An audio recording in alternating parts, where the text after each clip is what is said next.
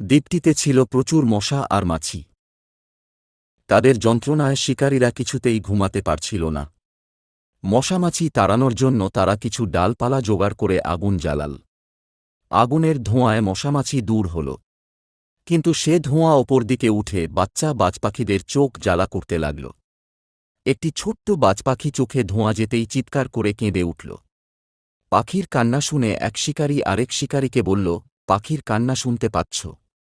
নিশ্চয় এই গাছটিতে পাখির বাচ্চা আছে। সকালে আমরা পাখির বাচ্চার রোস্ট দিয়ে নাস্তা করব। মা পাখি বলল, শিকারী দল টের পেয়ে গেছে আমরা এখানে আছি।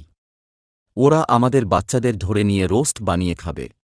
তুমি তাড়াতাড়ি তোমার বন্ধুদেরকে জানাও যে আমরা বিপদে পড়েছি। তারা নিশ্চয় আমাদেরকে রক্ষা করবে। সকাল হতেই বাবা বাজপাখি ছুটল তার মাছরাঙা বন্ধুর কাছে। মাছরাঙা বলল,